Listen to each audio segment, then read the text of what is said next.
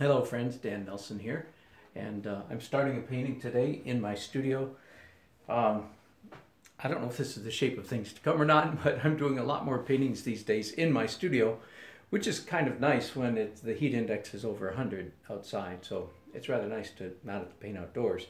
But man, I really miss painting outdoors. Anyway, be that as it may, I have a commission piece here my client's asking for 24 by 36 of the skyline of Raleigh. In our city, we have 3 or 4 major, photo points from which to take a picture of the skyline of Raleigh.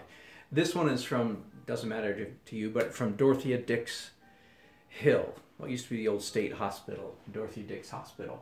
The city has bought it and so on and so forth. Anyway, I've done this painting, this view, at least 3 times, probably 4, maybe even 5 times. I honestly can't remember. And let me show you what my first challenge is for you. Turning you around here and sliding you over so you can see. So my client found this copy of my painting and they say, ooh, ooh, ooh, we want one just like that. Does that make sense? I don't know when I did that painting, but judging by the style, it's at least 5 years ago. And I've changed quite a bit in my style since then. Here, right underneath it, I've printed out another copy, a copy of another painting that I did just last year. So you can see there's quite a bit of difference in style between that painting and that painting. Between you and me, I like this painting a whole lot better than this one, but this is the one that my client saw, loved, and is paying me to do another one. So that's a challenge. Now, besides that, I've gone through my computers and I've pulled together a couple photographs of this view. Hi, Heather. Here is one photograph taken sometime in the winter. Here's a very similar one, not exactly the same, taken at another time. I actually went up to Dorothea Dix Hill Hospital and took a picture just the other day. But the trees have grown so much, the foliage is so thick now that I can hardly see the buildings. So I'm not using the photograph that I took the other day.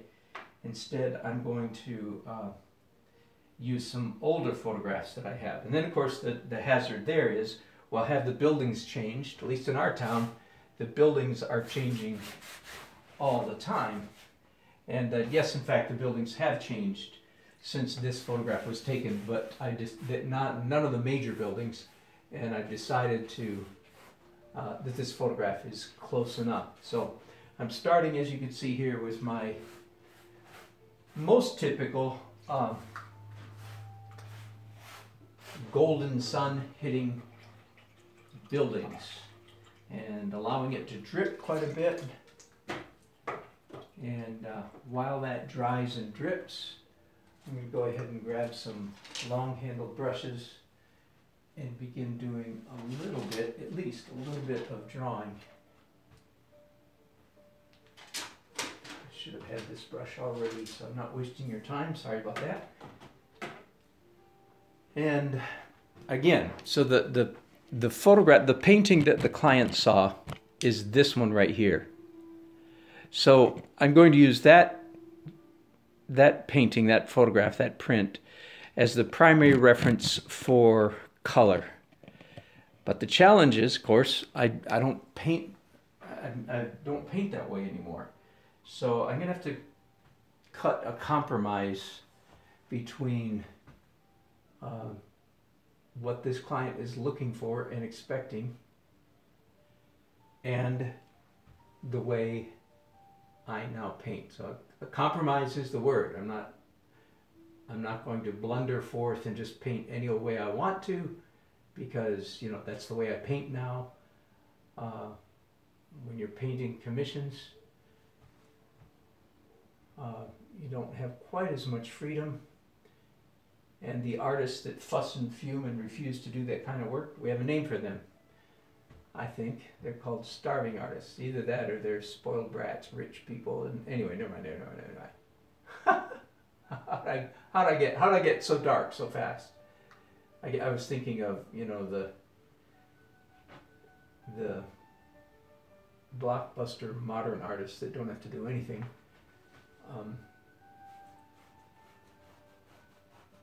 Of which there are so few, it's hardly worth mentioning. Too late, I've already mentioned it. So anyway, I'm looking at the reference, several references. I'm looking at three things at the same time. This photograph, a picture of my earlier painting, and two pictures of earlier paintings. Whew. Okay, that was clear as mud, wasn't it?